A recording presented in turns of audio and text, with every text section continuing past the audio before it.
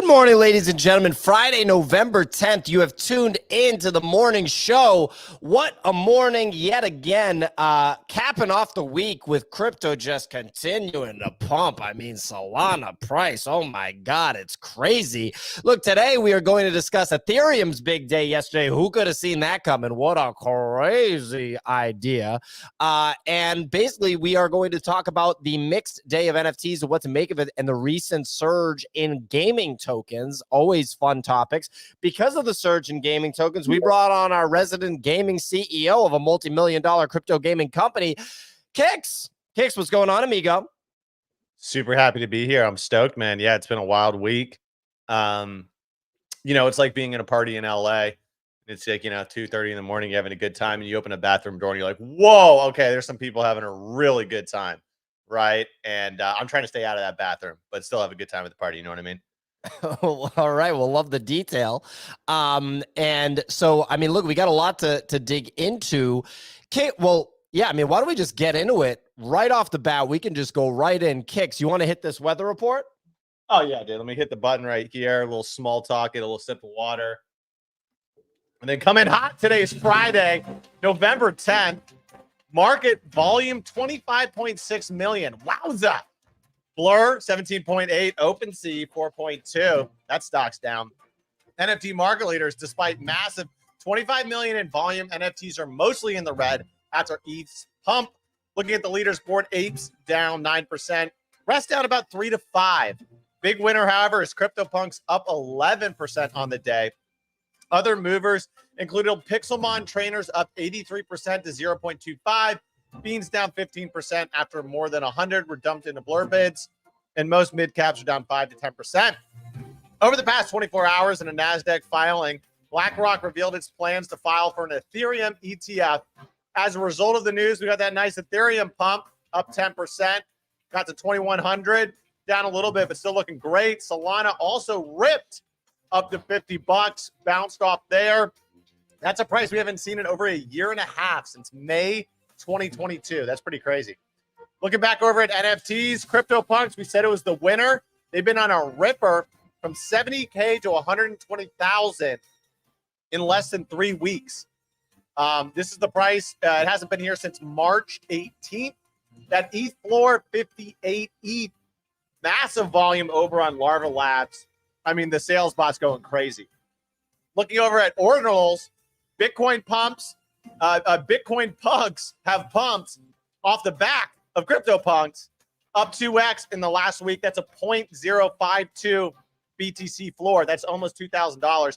No one knows that kind of fraction on Bitcoin. That math's too hard. On-chain monkey dimensions have also seen 7 sales in the last week, up to a 0.35 Bitcoin floor. A little easier to do that math. And according to Crypto Slam, ordinals, they're doing 15 million in volume in the last 24 hours. Last but not least, on CNBC, Roblox CEO talks about a bit of a dream of having NFTs on the platform and having them be interoperable in between different games and creators having control over creating and selling digital assets. Also, he said his favorite show is the one that we're on right now. Back to you in the studio. Okay, well, the last detail there was a lie, but I do think it's hilarious that now all of a sudden, Roblox, the sort of standard for digital asset, publicly traded company that has digital assets, mentioned, crazy idea. Maybe we'll have NFTs in the game. Whoa, like everyone should be so shocked. We've only been talking about this for 4 years almost. Anyway, look, some update, fantastic weather report from Kix. Daily Digest is posted to X every morning. It's pinned up top. It's also emailed to anyone that subscribes at thenifty.com. Some details here. Yuga co-founder Gordon Goner continued his shopping spree yesterday with 5 more NFT buys. He bought a bunch of stuff that we talked about on the show yesterday because we were told he was going to only buy 2 more, but he bought 5 more. So everybody's winning here. He bought a squiggle, which I believe we said. He bought a Fidenza. No, I don't think it, or Sig, did you say a Fidenza? I said O'Peppen and a squiggle. Okay, so you're right. And you were right.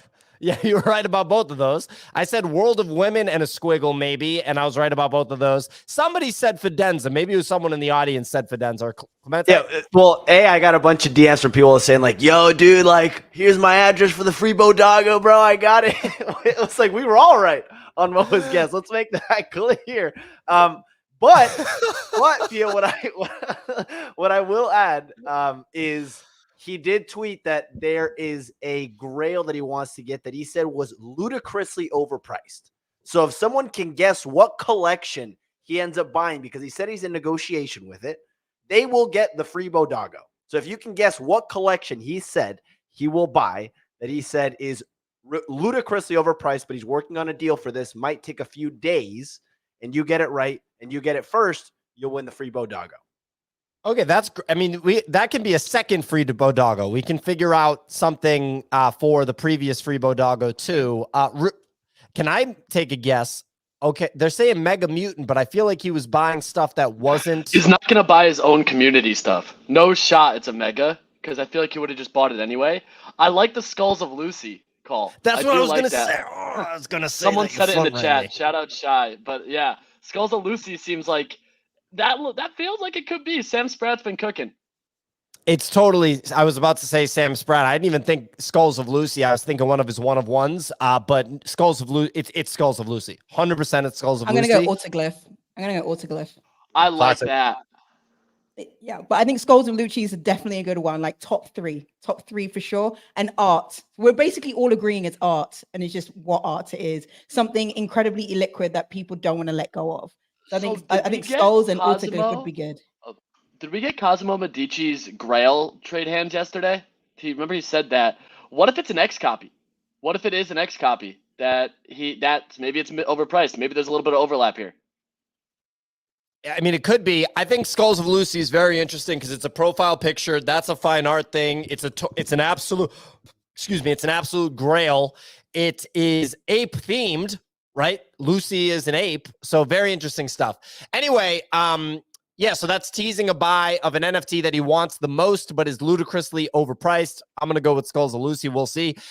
We talked about this on the show yesterday. The 444 supply edition Joker Smoker by Dirty Robot sold out during the show yesterday at 0.05 ETH. It saw a 4x to 0.2 ETH before settling at 0.12, and there is a snapshot for it in 4 days. I know Clemente made a good like half Ethereum trading that one. That was like probably the most robust indicator that I've seen of us being back is a 444 edition by an artist who has 10,000 plus other NFTs in the market. And the edition pumped to almost the floor price of the artist's core collection rank. Fascinating that we're that back. Wild. Solana NFT Boogle number 55 sold for $108,000, 2,500 sold. If you don't know what the Boogles are, it's like the Soul Mafia, Soul Illuminati. It's the ultimate, kind of flex on Solana. I mean, correct me if I'm wrong, Easy. Am I wrong about that? You are muted, Amiga. Live. We didn't hear anything. I agree with what Easy said there. I think that was well said. Am I back? Dude, hotel Wi-Fi, man. Can hotel Wi-Fi. Okay, so yeah, it's like the Soul Illuminati. I mean, I even tweeted yesterday, I want one. Like, that's the thing. I was like, dude, I kind of want one just because they have so many connections and the ecosystem effect. It's like, if you're a firm believer in Solana, having a Boogle's really like that stamp. It's like, okay, yeah, you're in. You're locked in. You're a Solana maxi through and through. They've never shifted from it. Everything they do, they integrate Solana. But yeah, they regularly trade for 6 figures. It's crazy. Yeah, so we're going to have Easy weigh in with one thing that we wanted to bring him on the show for, but we're not going to force him to do this with the hotel Wi-Fi. It's trash. Real quick, somebody in the audience is like basically saying it's a no-brainer that Gordon's going to buy a Fidenza. He already bought a Fidenza. I don't think the grail is I want another Fidenza. I mean, it's got to be something else. Anyway, Claynosaur's Genesis plushie is available for pre-order for $46. 15% discount for Claynosaurus holders.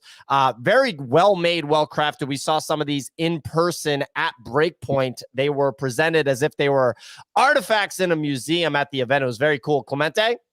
NFT collectors will never cease to amaze me. I saw multiple tweets of people buying thousands of dollars worth of these, like hundreds. I mean, like, yeah, like I got to support Claynosaurus, man. Like, guy, I can't help it. Like $4,000 just on plushies. Unheard of.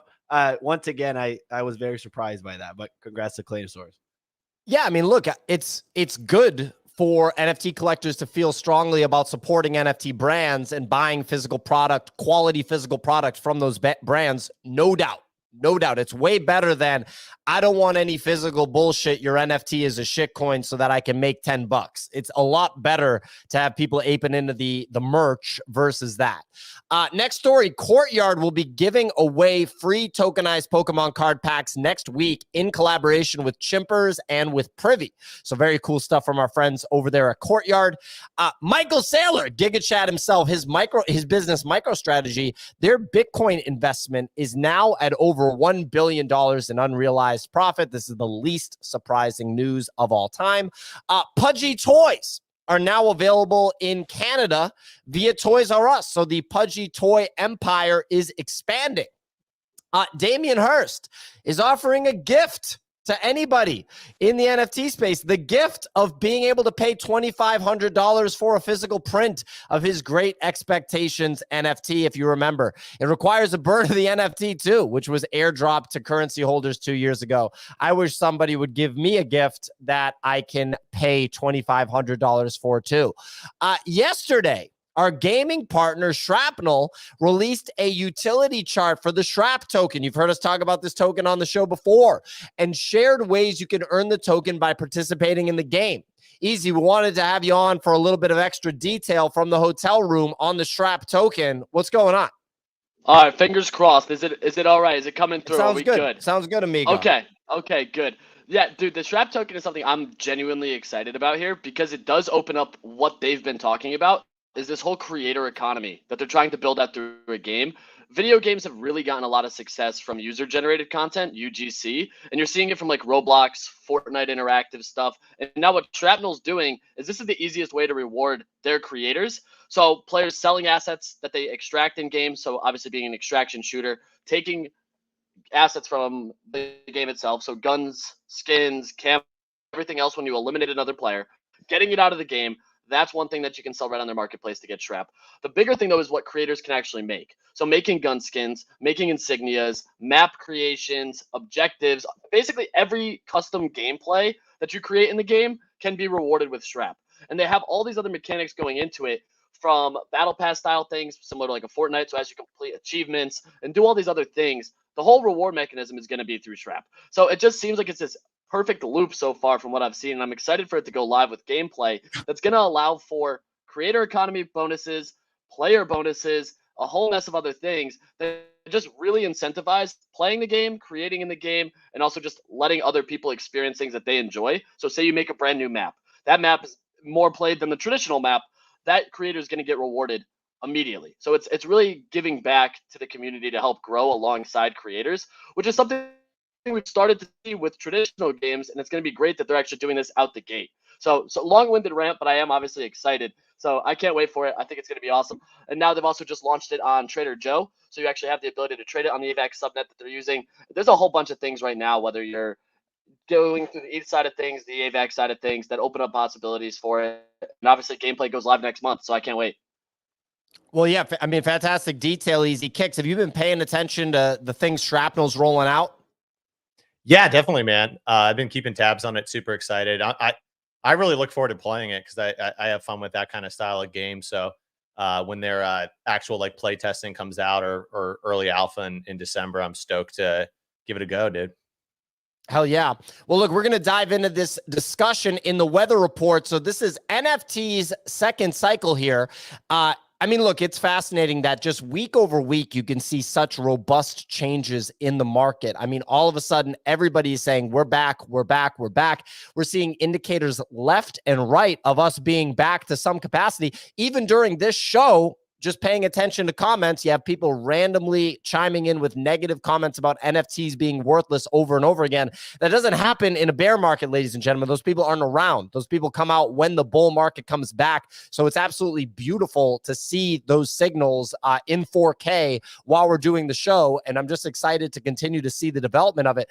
You know, Kix, what do you make of this surge in the NFT market? I went into detail with B-Check and Legendary yesterday about how I'm fascinated by NFT volume being where it's at while crypto pumps. We saw the big ETH pump yesterday, and it showed that. So, like, I talked about buying a mutant ape yesterday on the show. People were joking that I pumped my mutant bags before I bought it because I didn't have a mutant ape, and I was like, I want to buy a mutant ape. I want to buy a mutant ape, and the price went up. I didn't even buy one. It went to 6.2. Now it naturally. See, I'm happy it pulled back because I'm happy that I'm not like. You know, so like I understand what's going on a little bit because it's like ETH pumped so hard. I was going to be like, how could a mutant not pull back a little bit? And it pulled back a little bit to 5.8. So I'm like, okay, I kind of know what's going on.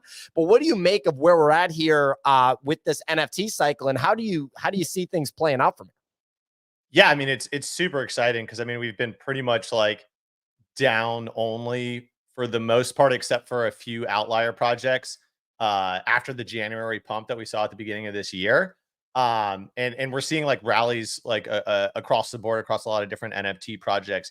Me personally, I'm not getting super involved because I feel like a lot of, if you're like a full-time NFT trader, I think it's a great market, right? Because there's tons of flips to be had based on volume. But for me, I'm looking more, just because I'm busy with the game studio, looking for more like buys and holds. And in that regard, I'm a little bit more cautious, just because I'm holding all of my crypto and I'm accumulating crypto gaming tokens in particular, and for me, like a lot of these things pumping on the NFT side are like, you know, older projects from like the 2021 era, which is great, but I'm more waiting for what that next NFT wave is going to be, and also when that's going to happen. Because I think ETH can pretty easily go up to like 2.4K here, and Bitcoin up closer to like 40. So I'd rather just like sit comfy in those things. Yeah, sometimes like NFTs are able to really pump with crypto going up, but usually that's inversely correlated. Additionally, I think like the vast majority of the volume right now is coming from Blur. And I think a good portion of that is blur farming. That's why we've seen volume triple and NFT prices. There's a lot of NFT prices that have barely budged, right? And the only way that you can explain that is blur farming. Now, if that airdrop comes out and there's a big liquidity event, could that go into NFTs? Yeah, possibly. What I'm more so looking for is like when ETH and Bitcoin reach resistance, which I think is like 10 or 20% away from now. What do NFTs do then, right? If NFTs start going bananas when crypto's ranging, that's usually a really, really good sign. But yeah, you can see on this chart pulled up right here, like the OpenSea volume isn't really budging. And it went up. Yeah, Kix, I will say, so it went up from like mid twos to 4 million, right? And but today it did, or yesterday's volume did go down a little bit. So it dipped on the OpenSea, but the main, like you were saying, has just been blur volume has just been ripping. OpenSea's pretty much stayed relatively the same.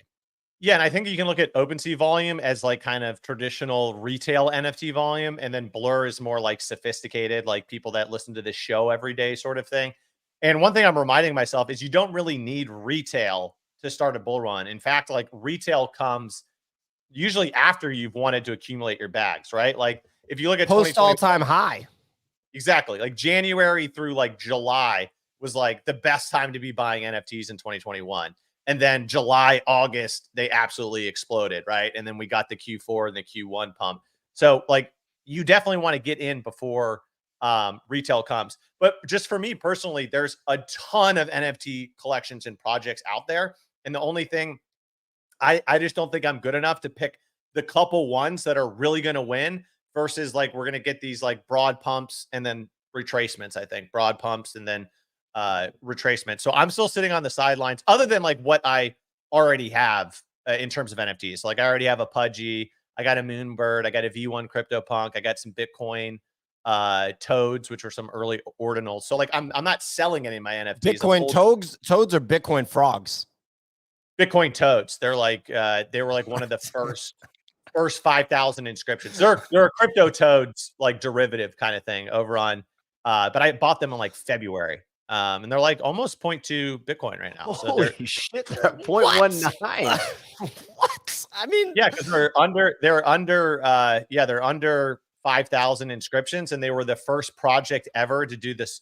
You know how D guys did like the sequential ordering, right? This was the first project ever to do it. So yeah, I bought these way back in the day, but those are doing good. But yeah, I'm just when are you gonna sell this thing? I mean, 1.2 Bitcoins for this thing. What?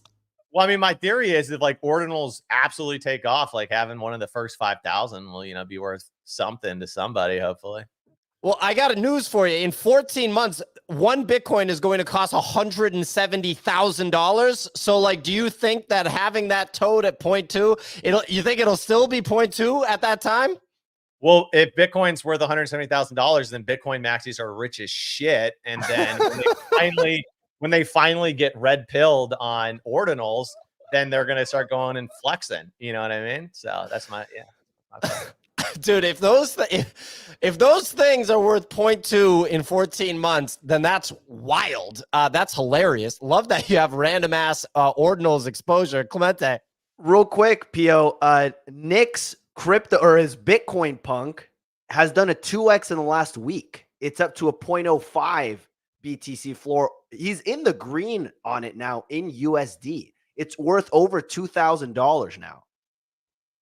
I mean, that's incredible. Also, I can already see people being like, yeah, right. Bitcoin's not going to cost $170,000 in 14 months. Yeah, right. That's impossible. Check in with me in 14 months, amigo. This is literally what happens every time. You're literally a meme right now. You're like, it won't break its all-time high and it won't cook. Dude, Bitcoin, baby. We'll see you in 14 months. Anyway, so look, I mean, one interesting thing that I like to kind of point out is I'm very interested in the grandfathering in of quality NFT collections, as in NFT collections that people are just interested in buying. And it doesn't matter if there's, quote, utility. It doesn't matter if there's a business behind it. It's just those are the NFTs. And when people want NFT exposure, they buy them. Mutant Ape Yacht Club is the one that I talked about on the show yesterday. I still haven't bought back in, but it went as low as 4 Ethereum, I think, was the local bottom on Mutant Ape Yacht Club, right? And the previous bottom of that collection was 3 ETH. When it originally came out, it minted out. I think the bottom of the Dutch auction was like 2.6 or 2.7 Ethereum. Ethereum had a much higher price. It pumped to 8 or 9 Ethereum from there and then pulled back to 3, consolidated at 3 for a while. Kix is nodding his head. He remembers this. He lived through this. And then went on its unholy pump to an eventual 40 Ethereum, $120,000 floor on a 20,000 supply collection. And now we saw it get all the way back down to 4 Ethereum. I want to say $7,000, which was definitely its lowest US dollar floor maybe ever. Because I remember it got as low as 10 and then it bounced back to 25 and then it went back to 10. And now I'm looking at it and it's at like almost 6. And I'm like, if there's like a monster NFT rally or just like a monster NFT bull market, is this thing going to go back to 20 Ethereum floor? Like, you know what I mean? Like, is that like something that we're going to see? Kix, what do you make of that for an existing collection like a Mutant Ape Yacht Club? And I'm just using it as an example. We don't have to be married to this one example, but for me, the way my brain works is like in times of hardship, for example, during the FTX debacle last year, I was plowing money into Bitcoin. I wasn't plowing money into anything else. It was just Bitcoin, my highest conviction, plow money into it. In the tough times, it's easiest to deploy capital into the things that you really believe in. That's where I'm at with NFTs right now, because I'm like, if crypto is going to pump, why am I going to buy a bunch of NFTs right now? But I think about Mutant Ape Yacht Club, Yuga Labs, things like that, you know? Yeah, definitely. I mean, I think they're like strong collections for sure. I think that another way to look at it is like if Mutant Ape Yacht Clubs go from like 6 to 20, what are other projects doing, right? And like my whole thing is I think like every cycle the new stuff is the stuff that is going to pump the hardest and the stuff that you can get like the highest ROIs on. Like, cause like for me personally, it's like, okay, if it's going to go from like 6 to 20, what kind of event is making that happen? Like, what are coins doing, right? Are altcoins doing the exact same multiple, or are they not? Are other NFT projects just going like absolutely bananas? So like my personal thesis, A, I'm really focused on the gaming sector, but B, I'd much rather see Mutant Abiaco go from 6 to 20, and I bought some new stuff at 0.2 and it went from 0.2 to 2 ETH. You know what I mean? Like that's more of the stuff that I'm going to go for. Not that I'm not rooting for all of these other things to be like super successful, but I think you're seeing the same thing in the token sector as well, right? Like right now, there's a lot of old tokens that are pumping really hard, right? But I think we're still early enough in the cycle. Like those aren't going to be the winners relative to the new projects that come out, the new tokens that come out, right? Like an example that a lot of people can probably relate to is like Pepe versus Dogecoin, right? Like can Dogecoin do a 3x in the next bull? 100%, right? But like, can Pepe do a 10x if Dogecoin is doing a 3x, right? So like my bets, I think that like where I'm going to deploy in the NFT side is going to be like in the newer, like higher potential, like ROI stuff. And are you a community member or are you a profit taker? I'm a profit taker for sure. Well, everybody has to be a profit taker because the NFT market was so disrespectful and brutalized that into you. If you're not a profit taker, then the NFT market's like you're an asshole. Real quick, Clemente and Sig have questions for Kix. Please go ahead. Yeah, Kix, I saw you tweeted yesterday this really quick rundown that I thought was interesting, and I would love for you to explain more. Is your number one rule going forward for the next cycle is that you won't own more than 7 tokens or 7 NFT projects. If you like a new token, you have to cut another position. So I'm curious why you've taken this. You're slimming down your positions and being more disciplined versus before you'd buy just your portfolio would be all over the place. Oh, I mean, look, real quick, Kix, what a great rule for mentally ill people. This is awesome. Go ahead, Kix, please. Yeah, dude. I mean, here's the thing. It's so easy to buy like more and more and different things and have all of these different things. But like you can't. Yeah, I know. He would win that bet too. Because I counted it up. I'm actually at 8 tokens right now. So like in order to hold to this rule, I have to cut one back. But ladies and gentlemen, Elio Trades, we just see a reply. This is on the video feed here, which is available on X and on YouTube if you'd prefer to watch us on video for the video stream. Elio Trades just replies to Kix's tweet about not owning more than 7 tokens or 7 NFT projects. And Elio Trades just goes, I'll bet you 10K that you can't stick to this. Anyway, Kix, please. Yeah, so like the idea behind this is the core thesis is that everything is all one trade. And maybe like people have like heard that before, but like meaning that like crypto is all one trade. All gaming tokens are all one trade, right? Like NFTs are all one trade, but there's different levels of risk and there's different like upsides that they can all have. But meaning like if all gaming tokens go up, right? Is there a benefit to owning 12 or 15 gaming tokens and you don't have enough time to even understand what's going on with all of these projects to even like develop a thesis of like, this is where I'm going to sell, or this is where I'm going to buy, or this is the news event that I'm going to look for. You eventually get into a position where you have like 15 tokens and they're all like in groups super correlated to each other, right? And you're just spreading yourself thin for no real advantage, right? So like out of the gaming sector, right? Like if you just look at CoinGecko and you go to the gaming sector, you can see there's Immutable, Sandbox, Axie, Gala, Illuvium, right? Merit Circle, Ronin, Magic, Prime, right? A lot of those have all pumped 50% in the last 7 days, right? So you're like, if you're in a good token within a sector, if you're in a good NFT within a sector, if the whole sector pumps, that specific one is going to pump too. But what it does is it really means just like when you're looking at a sector, just pick your highest conviction 1 or 2 plays and hold on to them. And it's just much, much easier to manage. Because what some people are going to do and what I did is when you have like 25 NFT projects that you're holding, you have no idea why one of them's pumping relative to the other. You think that you're like understanding it, but you really don't at the end of the day. and they're all kind of moving in one trade. So I think it's just a lot simpler to just be consolidated down. And honestly, if you talk to a lot of people that made a lot of money, they're going to tell you the truth is, like in 2021, they made 90% of their money on 5 projects, right?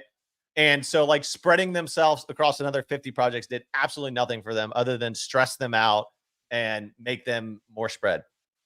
I feel like, well, Kix, we talked about this last week with meme coin, where if you were specializing in the meme land ecosystem over the last 6 months and you were accumulating maps and you knew the allocations and everything going on, that was a massive win. And I also remember Cyrus made, I forget how much money from trading strictly lazy lions back in the day as the thing that he would buy because he knew the trades, he knew exactly what to buy and sell. And going forward, that does seem like being an expert in one or two things, whether it's an artist or ecosystem or upcoming token, and knowing the ins and the outs of it could be extremely beneficial. The thing is, there just hasn't been anything going on really in the last 6 months. So you've just been kind of sitting on your hands, but now things are picking up. Being an expert sounds like is the good strategy going forward. And I just looked up Mana, which was Decentraland's token. The fact that that's up 50% in the last month is wild to me. Yeah, because I mean, they all, once again, they all like all gaming tokens pumped in correlation, right? And there's just different degrees to which those pump. And sometimes the ones that you own aren't going to pump the hardest. And then the second worst thing you can do is rotate the shit out of your tokens, trying to catch the one that's like pumping the most. But like in the captain's example, right? Like if you were like, I'm making a high conviction play in NFTs 6 months ago, and you researched all the different ones and you bought captains, right? Versus what if you like bought captains, Azuki, Pudgies, like, you know what I mean? You bought like, you spread your bet across 7 different things. You're probably up like 20% instead of 200%. Now, like the converse to that argument is like your risk. If you went all in just on Azukis, right? You're making no money. Like, but if you don't have a high conviction in like a certain thing, then like, you're going to have a high conviction in spreading it across 7 different things? Like, you know, that doesn't really make sense. And once again, if you don't know what you're doing, then just like buy ETH or just buy Bitcoin, right? Like Crazy idea. You shouldn't be going down to these higher volatility things unless you have the conviction that like to be in one of those higher quality things. So like I took some of my USDC and bought Prime because I'm like, I have a really high conviction in this. I see a lot of people playing it. It's actually a fun game. It's a relatively new project coming out, new token. I'm going to go in there. If I was just like, oh, someone told me to buy Prime, so I'm going to buy Prime, I'm going to have no conviction in that trade, no understanding. It just doesn't make sense. I think that's where a lot of people will get trapped. Well, you're talking about risk, and Sig, I want to hear your question for Kix. You're talking about risk. When I brought up buying 3 mutants the other day at 4.5 ETH a pop for 28 grand, Sig and Easy told me that was too like conservative of a move, and that I should deploy 28 grand into a bunch of stuff that's at 0.2. I was like, are you guys on drugs? Like, what I'm talking about buying 3 JPEGs before the NFT market came back for $30,000, and you're like, nah, dude, like you're a wimp. That's way too conservative. Anyway, Sig, please. Go ahead. No, I was going to echo what Kix was saying. I remember like in 2021, I put I put like $2,000 into, it was ILV, it was Illuvium. And I didn't really understand what I was doing at the time. And I remember I remember going for the option of having it locked. And so I saw the token literally I bought in like double digits rally all the way up. I think it went over like $250. It's just something ridiculous, but I couldn't even take the gains because I didn't really quite understand like what I had bought at the time in terms of the ecosystem. So this year I'm trying to do better and have at least one allocation to gaming, so I have that sector covered. What's your highest conviction for the gaming side on tokens? Great question. So I'm really bullish on Prime, but I bought it in the $2 range. Is at like 430 now, 440. So it's definitely higher there. But I like Prime a lot. The other buy that I made more recently is I bought Ronin, and that is like the chain behind Axie Infinity and everything like that. Well, Ronin chain comes back. If you remember, ladies and gentlemen, Ron was a token that was heavily speculated on ahead of its launch. You had to farm Ron through the Axie ecosystem. And then this is not a joke. North Korea hacked the Ronin bridge to the tune of, I think it was $700 million. Wow, last bull run was different, huh? Go ahead, guys. Yeah, it was crazy. Yeah, I just like this because on the gaming token side, like Prime is one game, at least right now. Although they have the card game, they're also building this like AI colony game, which is exciting a lot of people, right? But it's like basically one studio or something like that. And then if you look at Ronin, or if you look at Magic, or if you look at Immutable X is the #1 gaming token right now. Those are platform plays, right? They're chain platform plays. Magic isn't its own chain, it's on Arbitrum, but they're a platform play where these people basically, you're getting exposure kind of to the whole ecosystem of games that they're bringing in. Immutable X is doing phenomenal things. So they collaborated with Polygon to do Immutable X, like ZK EVM, and Immutable X is onboarding all of these like Web3 games to their platform. They just got a partnership with Amazon and Ubisoft. They got a partnership with Ubisoft. Yeah. So once again, they're doing big things, right? And their market cap's like north of a billion. Right now, Ronin is at like 200 million. And they're earlier on in the game publisher route. But if you think about like these guys made Axie Infinity the biggest game of the first cycle, they have their own chain. It's actually pretty easy to use. Like you just bridge money over, and I was able to do the swaps and everything. So that's kind of like a bet on them succeeding as one of these publisher chain kind of models. But yeah, so those are my two gaming picks right now. Any follow-up, Seg? Yeah. I wanted to ask, if you wanted to get exposure to Animoca, how would you play it? Because it feels like Ronin was the last one, but it feels like Animoca has their fingers in all the pies this cycle. How would you get exposure to them? Yeah, Nex in our Discord, he bought some Mochaverses, and like his whole theory was like that Mochaverse is like the community NFT that's like tying all of them Animoca projects together.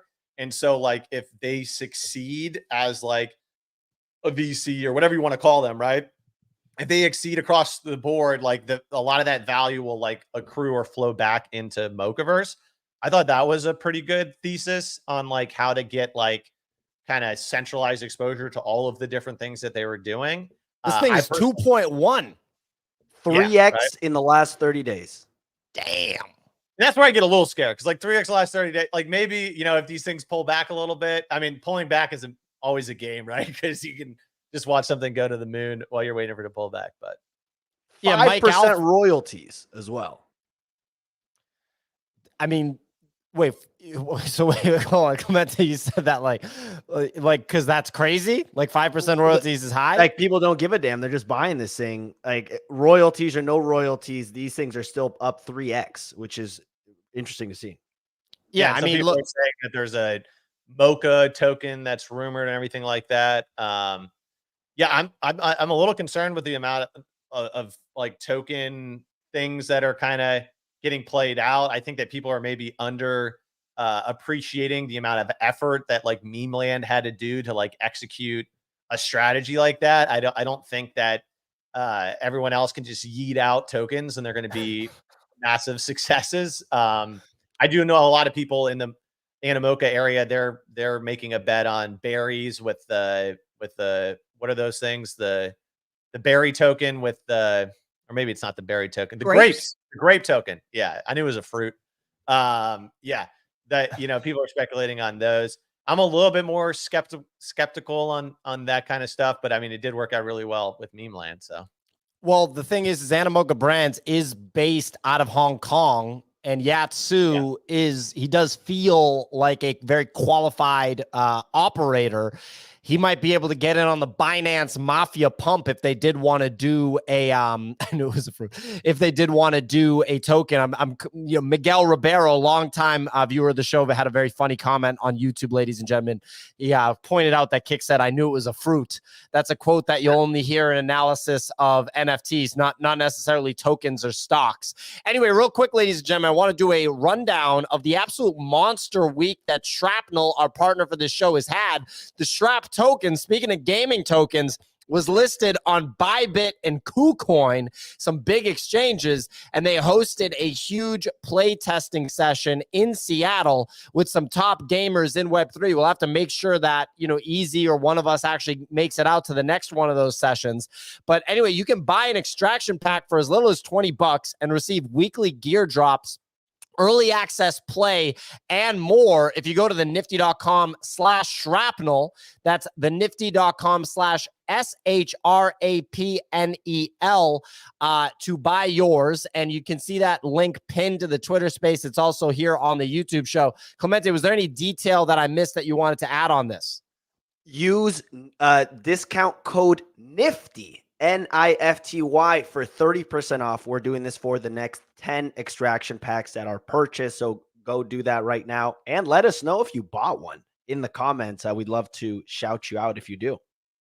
Fantastic. And look, speaking of gaming tokens, speaking of in-game assets, Kix, the Roblox CEO recently had some positive messaging about NFTs. I pointed out that we've been talking about this for 3 years. The NFT community has, and it's almost like the stuff that we were talking about in theory in 2021, like the summer of 2021, is actually manifesting with large audiences. DraftKings Rainmakers, for example, doing a ton of volume on the fantasy sports side, which a lot of people pointed out would be a good way to incorporate blockchain-based assets into existing ecosystems. Now, no surprise, digital asset-focused company Roblox is talking about NFTs being in game. What do you think of that, Kix?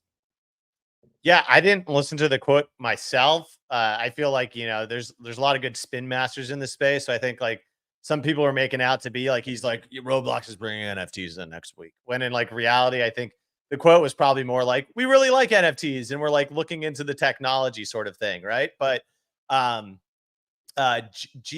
or one of the other co-founders of Axie Infinity said that the CEO is a investor in Sky Mavis and likes their likes the breeding program aspect of Axie Infinity. He thinks that's just really fun, that kind of Pokemon style, whatever, thing. So I mean, I definitely think that companies like that are seriously looking at this and probably even have a Web3 team, even if it's a small one, at their company, so that they're just aware of the tech and everything like that.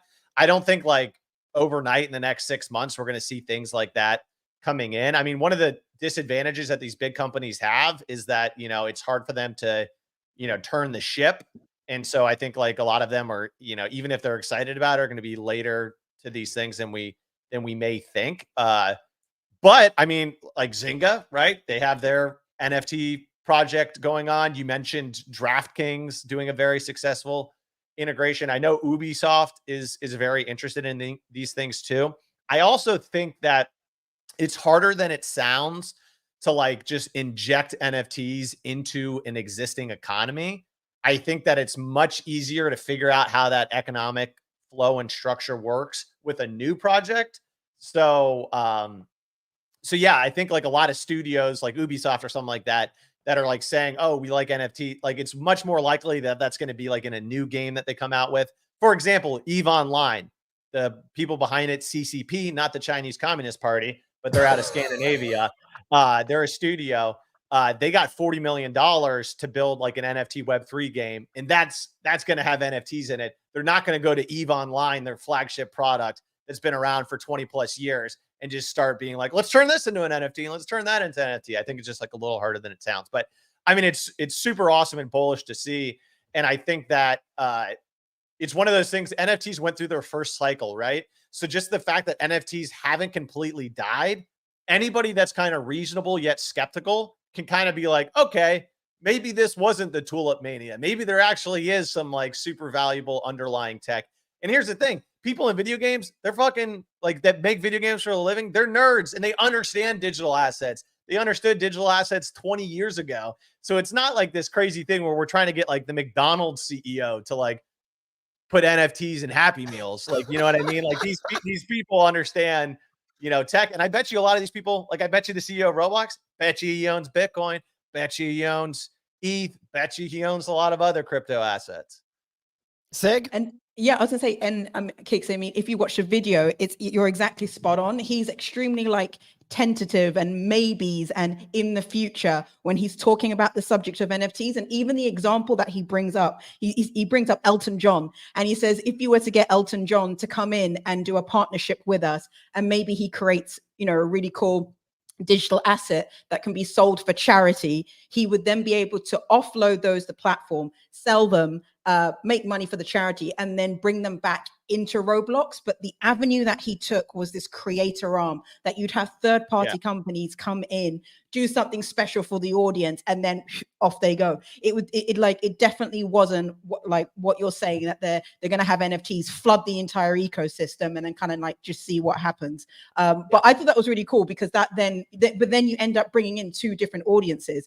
You bring in, okay, I don't think Elton John's the best example, but let's just run with it because he did. But you bring in the Elton John audience, who probably know nothing about NFTs, and you merge them with the Roblox, and you make money for charity, and you don't affect the ecosystem, and you can get away with it being like, it's just a test. Yeah. And some detail to add about what Kix was pointing out, and then I want to throw to Tony from Shrapnel, because I think he probably has some great insight for this.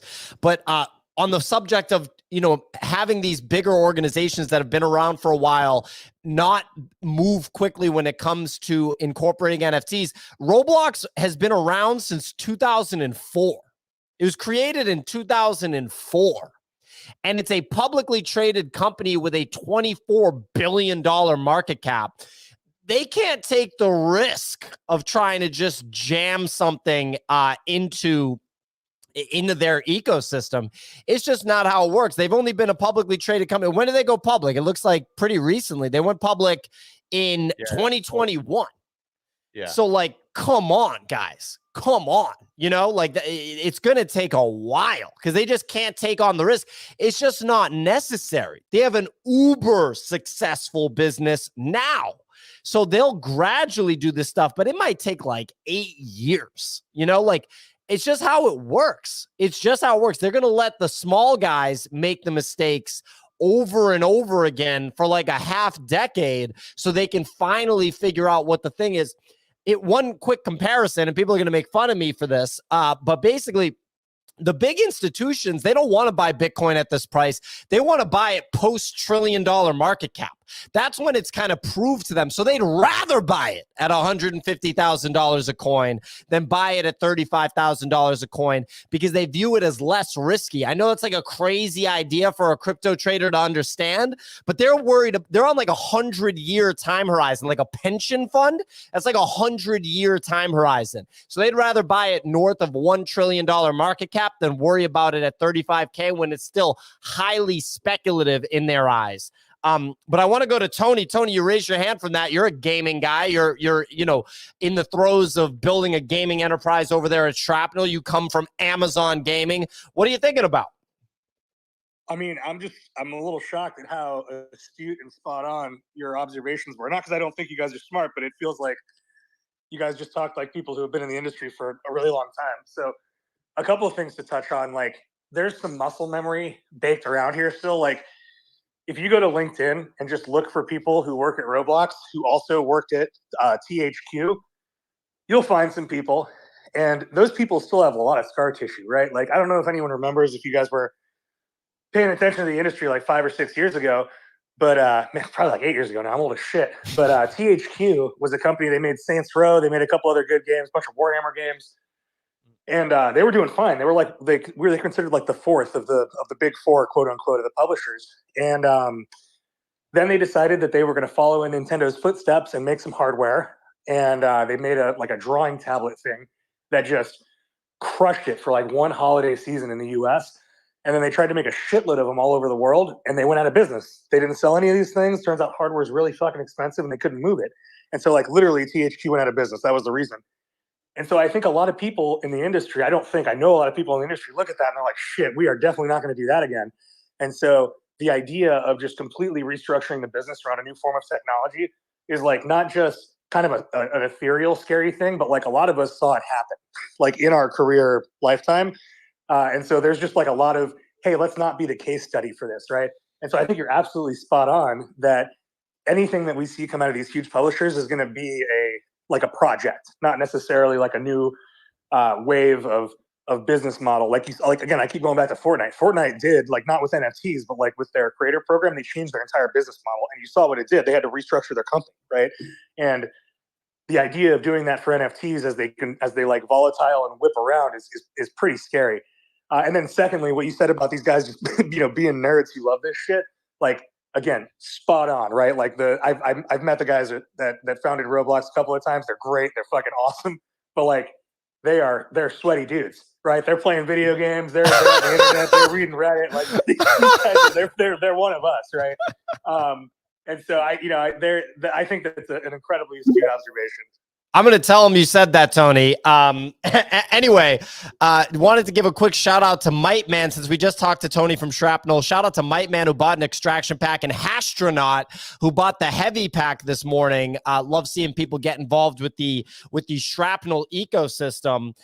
Look, I wanted to bring Yogi on stage. Yogi was supposed to be, basically a panelist on the show for the whole show on video today. We couldn't get his video to work, but we're happy to have him on stage for a bit here on the audio stage, on the Twitter stage. Yogi is a SpiritDAO member. So some prestige is on stage right now. Yogi, how's it going, amigo? Good, dude. Good morning. Yeah, sorry for the technical snafu this morning.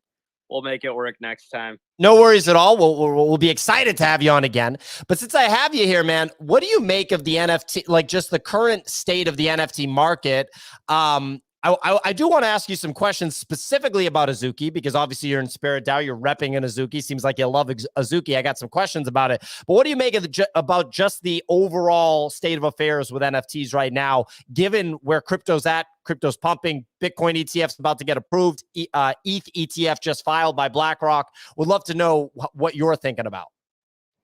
Yeah, I think I think the NFT market's kind of turning a corner. I think we've had consolidation take place. I think people have realized, at least to a degree, the survivors of the last market, whether it's a PFP, whether it's art, the fact that this was NFT's first cycle, I think is a big wake up call that this stuff's here to stay, especially from like a digital identity perspective.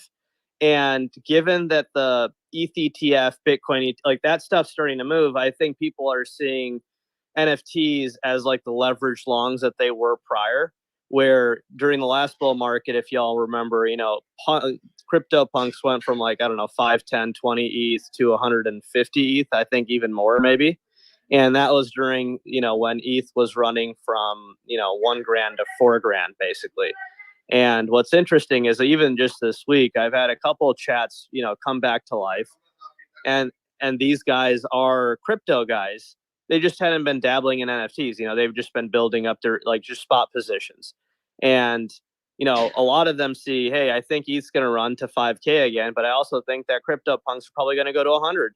So for them, it's like a 2X on top of a 4X. And I think that's kind of interesting to see, at least from my perspective. And these guys have been in crypto for years, are more on the institutional side. And so I think it's, kind of interesting. Well, when you think about it, since you pointed out that NFTs just had their first cycle, I wouldn't be surprised if long-time crypto guys with massive bags of spot, like you pointed out, spot Ethereum, Bitcoin, whatever, who had been accumulating them for a long time, were very hesitant to part ways with those crypto bags that they accumulated to buy this new thing of NFTs that's insanely speculative.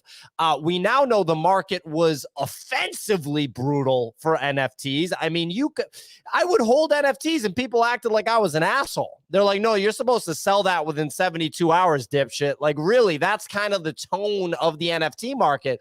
But now that they've been through one cycle and a crypto punk is a lot safer, it's almost like, yeah, one of those OG crypto guys would rather spend $100,000 on a crypto punk now versus part ways with a bunch of Ethereum in the last bull cycle to take it on.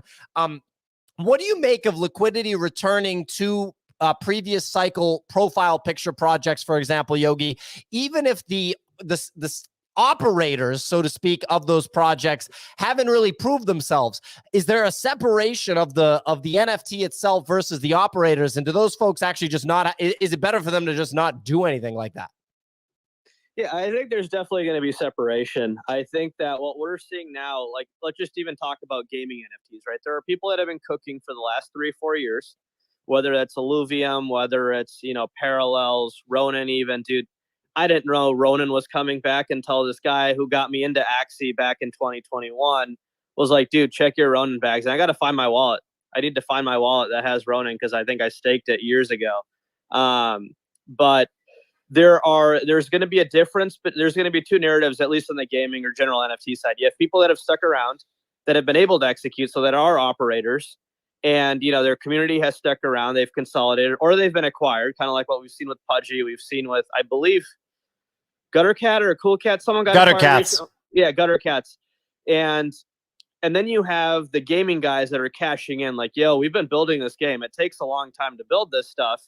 And, they're starting to execute.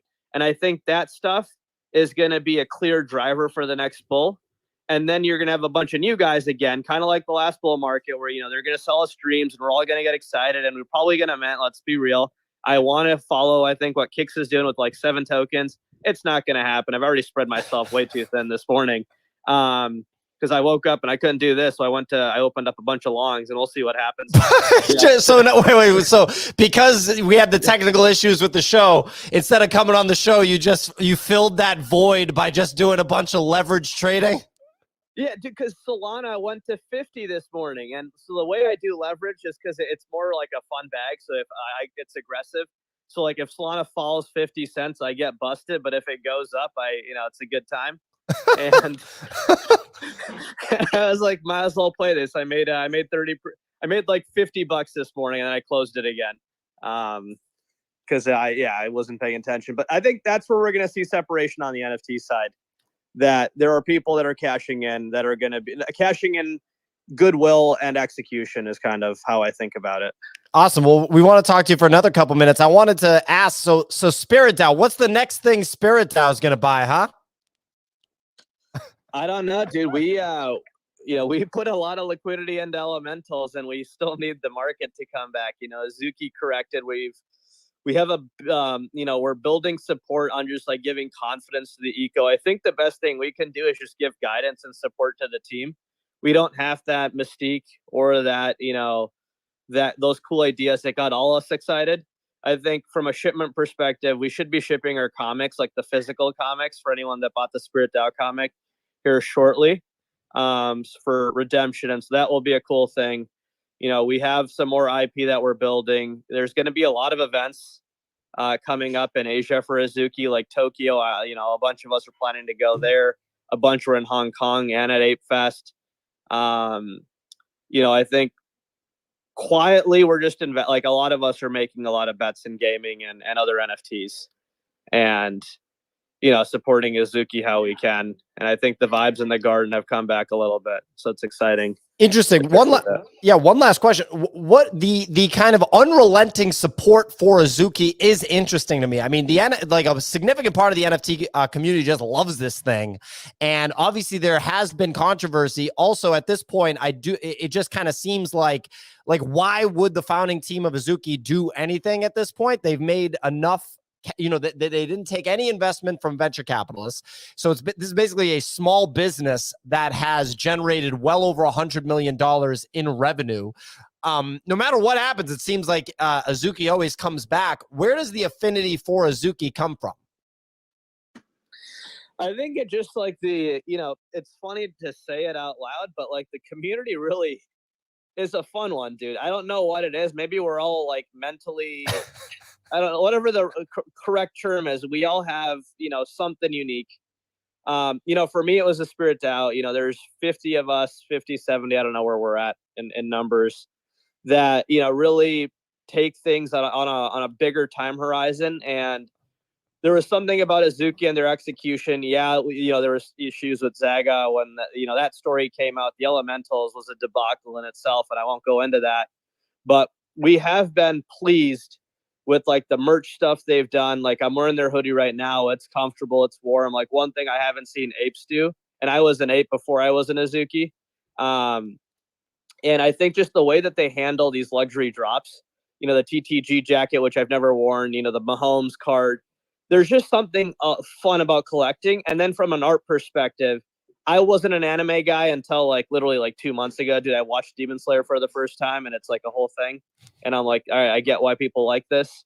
But I think there was something about, curating a community that was just like really into like the same culture in a way. And I think that's why it sticks around compared to other projects where you have a very diverse eco. And maybe it was timing and, Only Force at the time hadn't been executing. And so those people moved over and there was a huge gap. Right. So I don't know, dude, maybe it's East and West. I'm not sure. East and West makes more sense to me than the hoodie, Yogi. I got to be honest, because I was going to say, Bodagos, we're dropping a bunch of dope-ass physical stuff. If that means that Azuki's going to come through and deploy $250,000 of capital into the floor, then I'm for it. I make the joke with people because, like, holders of ours, people at events and stuff like that, they'll say, oh, like, well, what if you did this? What if you did that with merch and stuff like that? And my response is, well, first of all, we're making merch, but if making merch would make the floor price pump, then we would just be a merch company and pump the floor price to $1 million by just dropping merch after merch after merch. So there's got to be something there, something else there. Bunny has his hand raised. Bunny, something to weigh in with here? Yeah, Bored Ape hoodie's very comfortable. Very. No, dude, I got the mutant bunny. I messed up on that one. That's my fault, dude. So the mutant hoodie was good. I sold it on eBay, which is pretty funny. So real quick, I just want to give one shout out. Sozo bought 3 extraction packs. Crypto Ghost and Kikai Shiki also bought one. So shout out to everybody buying those Shrapnel extraction packs. Real quick, one last thing. Oh no, we let Nifty Nick on stage. I didn't want to let the bull into the China shop. Are you? Have you parted ways with the flamingos, Nick? Sorry, I just connected. You don't provide any sort of delay here for connecting, but here I am. I've not yet. I'm in the process of parting ways. Well, actually, no. We just waved goodbye to the flamingos. I'm still in Aruba, though. You're still in Aruba. Your uptick in Slack and other business-related messaging made me think that you might have been stateside already. Ladies and gentlemen, Nick was off-grid, I'd say, largely, although there were occasional messages, but largely. Dude, I was up at 7:30, or well, I was up earlier, but 7:30 this time, which is 6:30 U.S. or New York time, and so then, and then I'm just waiting on breakfast. What am I going to do? No, look, I was just going to point out that Nick can only not work for so long, like 72 hours of not working. He's got that itch in him. He's got that itch. Are you excited to come back, Nick? Yeah, it's actually called a dysfunction. And so it's a problem that I struggle with. And it has an impact on basically all relationships in my life, Pia. Thanks for asking. The thing I was going to say was about the Azuki thing. You were like, what's so compelling about Azuki? Dude, it's the art. That's like it. There's no way that it's just the hoodies. People bought it because they were like, we like the art. I feel like if you just assume that, then it's way easier to navigate NFTs. Everyone else talking about utility outside of the game space, to me, is like kind of a joke. like in the case of Bored Ape Yacht Club, yeah, you could go to Hong Kong for a week and go to a party there, but you had to go to Hong Kong for a week in order to go to the party. So I like the access is still limited to those who can like afford to fly and take 4 days off for the sole intention of getting fucked up and buying $1,000 merchandise. So like, what? I don't understand. There's no. If there's any statement of any of these projects of other than like, yo, we like the art, which to me is a valid position. And I feel like it's the hilarity of the whole situation is like, it's kind of like, I'm rich, so that's why I bought it. Like, Nifty Nick is back. Right, dude. The art was a big thing. I just didn't want to say it because it sounds so cliche. And it's also just like the type of collabs you do. But at the end of the day, you are very right. We have a bunch of whales and they're all really rich and it makes us all feel really poor. And it is what it is. Wow. This is what a wonderful little space that we're in. Nick, go ahead. Pio, how much do you think a reasonably priced yacht has? Entry level. Because Entry level I was yacht? researching this. Yeah, while I was down here, I was doing some research into the boating situation. Went on a boat, was talking with the owner of the boat. How much do you think an entry price yacht costs? And this is like a motor boat, like a powered boat yacht, not a sailing yacht. So are we talking about a yacht or a boat? Because to me, a yacht is a larger boat. Are we just talking about like a boat? Well, I'm not talking about a canoe, Pio, and I'm not talking about a little miniature-sized boat. I'm talking about minimum size is you got a motorized boat that you could potentially sleep in overnight. Okay, so first of all, like congratulations on learning about the existence of boats on your trip to Aruba. That's number one. Number two, when I lived in Los Angeles, I slept on a boat for a weekend because I had a problematic living situation, and that was the only place I could sleep. So don't talk to me about sleeping on boats with little bedrooms. I've been there. I'd say, well, first, and then the third thing is you actually don't want to own a boat unless you're so giga rich, like you have fuck you money that you can just pay for somebody else to worry about it. You want to be a guy that has a friend that has a boat so you can show up with a six-pack and be like, hey, what's going on, guys? How you doing? Owning a boat kind of sucks. I've known people that own boats. Michael Saylor is a big boat guy, fun fact. But anyway, I feel like the entry-level number for a boat would be like 75 grand. Bunny, you got your hand raised. What are you saying?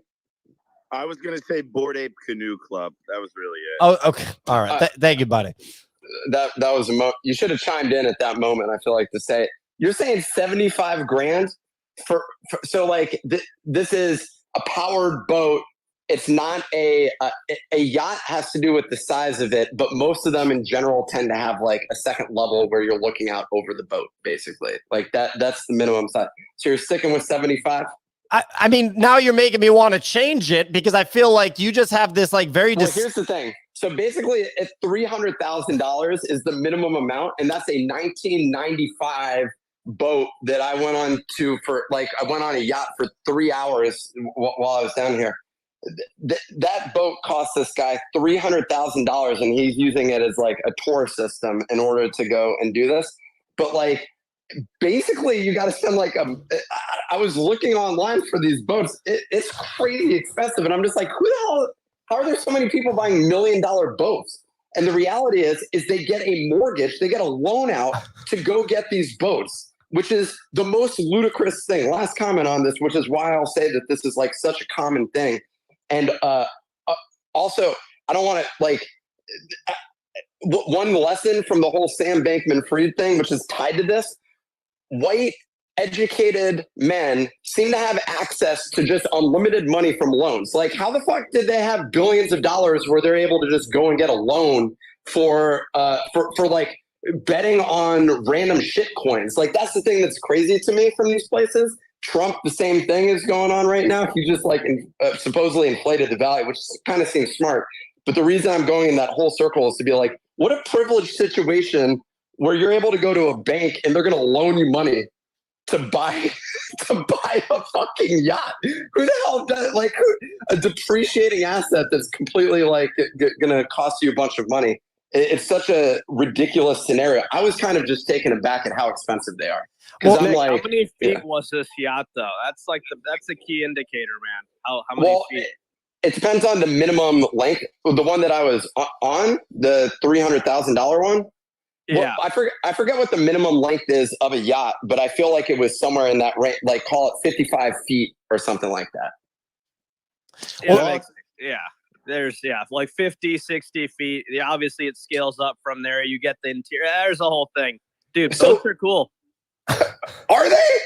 I feel like you'd be better off buying an Azuki.